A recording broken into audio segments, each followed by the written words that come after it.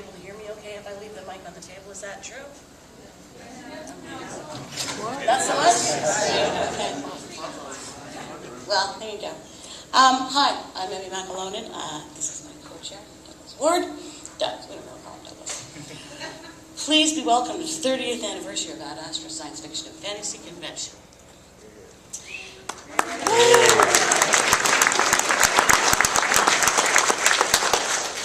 We want to extend a very warm welcome to all of our returning guests, our new guests, first-time guests, all the panelists, our membership, new members, lifers, those of us that have been coming back for... I haven't been here the whole 30.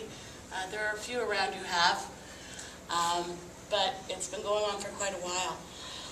What I would like to do first is introduce the Lieutenant Governor. The Honourable David C. Onley was appointed Ontario's 28th Lieutenant Governor following a distinguished career as a broadcaster. His Honour has championed disability issues for many, many years. He served as chair of the Government of Ontario's Accessibility Standards Advisory Council, and he was an Accessibility Council member for the Rogers Centre and the Air Canada Centre. As the first Lieutenant Governor with a physical disability, His Honour has adopted accessibility as the overarching theme of his mandate. He has defined accessibility as that which enables people to achieve their full potential. True accessibility means that disabled people can fully participate in the social, cultural, and economic life of Ontario. Because accessibility includes opportunities for education, His Honour is also continuing and expanding the Aboriginal youth literacy programs implemented by his predecessor. His Honour was born in Midland, Ontario, and he grew up in Scarborough. He was inducted into the Terry Fox Hall of Fame and the Scarborough Walk of Fame. He's the recipient of the Rick Hansen Award of Excellence, the Courage to Come Back Award, and holds 8 honorary degrees. His best-selling novel, Shuttle, was nominated as Book of the Year in 1982 by the Periodical Distributors Association, and he was a guest of honor at Astra in 1984. Ladies and gentlemen, please join me and welcome the Honourable David C. Onley, Lieutenant Governor of Ontario.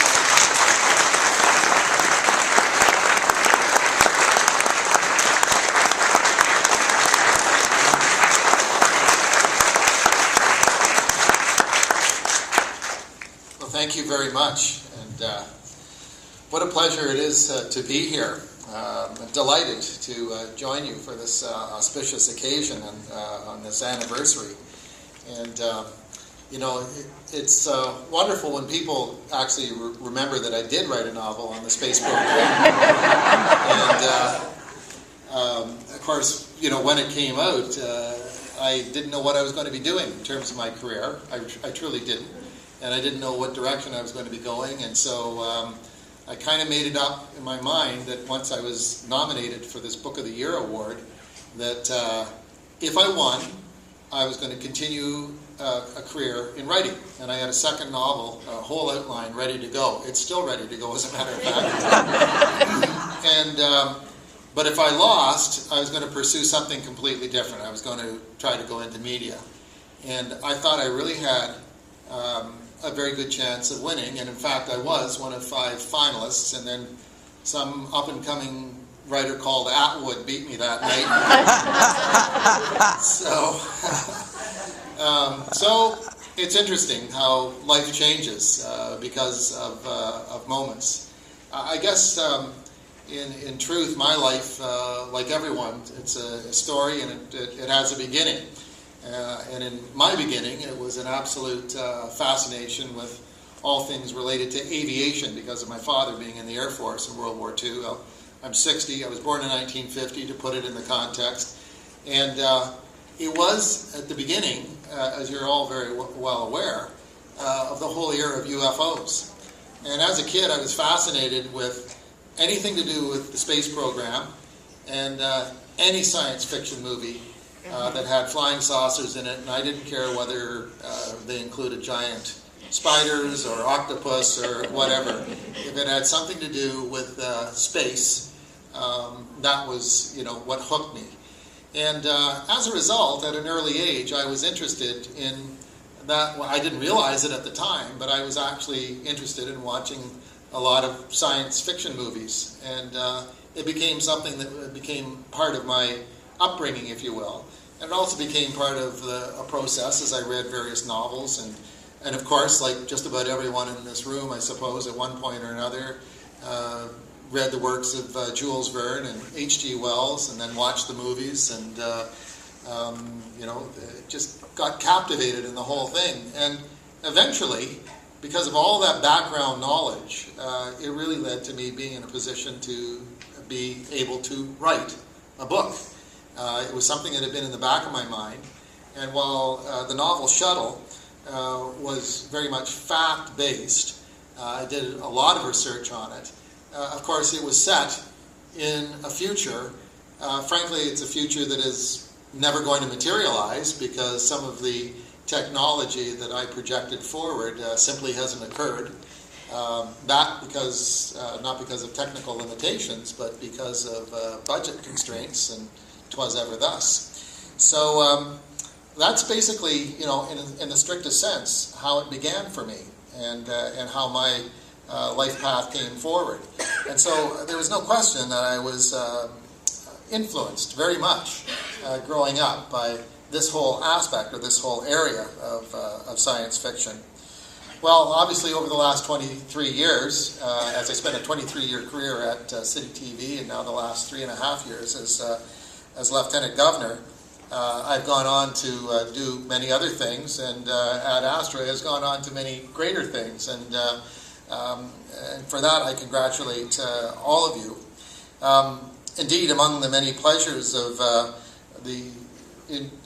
being Lieutenant Governor, one of the many pleasures I have is receiving all sorts of interesting invitations. Some of them are difficult to determine whether or not to accept. This one, however, was very easy to accept because of my affiliation and remembrances of 1984. I had not actually completely started at City TV at that point, or just was about to begin. But one of the areas of interest for me, and this is of course where fiction always dovetails over into fact, and where fiction writers, whether we're dealing with pure fantasy or whether we're dealing with, in my case, in terms of Shuttle, taking present technology and projecting realistically through hard research as to what an alternate future might be. This also drew me to the Avro Arrow, not just because of the great disaster it was for the Canadian economy, and disaster for Canada as a nation for its cancellation, but because of the various books and novels that had been written about what might have happened with Canada had the Arrow been come to completion. And so that was something that definitely stuck in my mind as I was following space and the alternative futures that could be. As I've looked back over the years, though, and I think as an organization, as all of you have looked back over the years, we have seen a very, very dramatic change. Certainly, I would say the biggest single change is the pure mainstreaming of science fiction and fantasy. It wasn't that long ago that if you told anybody that you were a science fiction fan, they just kind of looked at you a little bit sideways, and then if you admitted that you were into fantasy, they looked even more sideways. But times have changed, and have changed very, very dramatically. I believe that the internet has made much of this possible, and I say it both in a serious way and also in a little bit of a humorous way. Who amongst us haven't enjoyed the Flintstone versions of Star Trek, for instance? Always good for a chuckle. But then, of course, there are the serious individuals who have put together, of course, online, complete new episodes of the original Star Trek series, and have done so online. And this is, widely used today. Without the internet, I'm not sure that we would have the kind of reach that we have today, and it certainly makes it an awful lot easier to bring people together. What I also would like to suggest is that you think back to 1977 with the release of Star Wars. I can remember being a university student and following through 1976 in some of the, I don't know how many of you remember the Space Log magazine. Yes, a number of them remember there. And there would always be these monthly, I was a law student, and what was I doing? I was reading Space Log magazine, which probably tells you why I was only in law school for 1 year. But they were talking in these passionate terms about this new movie, Star Wars. And I remember thinking at the time, well, this really can't be so. I mean, a big budget science fiction movie, what is this going to be like? And is it going to be a complete disaster? Well, of course it wasn't. And my younger sister and I went to see a sneak preview of Star Wars, and then immediately went in line and watched it a second time right through again. And, like so many of you, couldn't possibly believe that, not only had this happened, but I think I understood intuitively what it really meant as a breakthrough. But it's gone from that and to some rather cheesy TV shows from the 70s, like The Invaders. And I did build the plastic model of the spaceship, but that's as far as it ever got. But when you think of it, when it's gone from that to, say, the impact of Avatar as a cultural reality, a game changer, if you will, it makes us realize just how far we have come, and in fact how deeply it is ingrained into the entire culture now. To go to mainstream television, of course, there have been a number of science fiction series over the years that have quickly come and have gone. But when you think of it, it has come from ones that were frankly quite cheesy, maybe a little bit of fun. It was fun to watch Voyage to the Bottom of the Sea until you realized that you'd seen that same rubber monster just 3 weeks earlier. The fins were a different color 3 weeks earlier, and that sort of thing. But it's gone from that, and they had an important role to play. Until it's into the time frame we're at now, where a series like V and a series like The Event are big budget, well produced, slick productions. How long they're going to last, I don't know. That's the problem with an invader type scenario. They either take over or they get defeated, and it's going to be resolved one way or the other. I think we always win. That's the bottom line. But as I say, each of these, and many, many more in many other genres, confirm that we have gone from a niche market to really being a part of the mainstream culture, and yet, obviously, retaining a very, very strong identity. And I would say that, at least in this vicinity, here in the Greater Toronto area, that's one of the reasons for that as well, is the impact of Astra going from strength to strength, quite realistically. Over the years, when you think of it, from the first convention, 1981, I guess it would be, 30 years ago, some of the best and the brightest in science fiction and fantasy have deliberately made time in their schedules to come to Toronto for Ad Astra, and this year is no exception. This, of course, is evidenced by this year's guests of honor, and also the roll call of past guests of honor returning to help celebrate the 30th anniversary.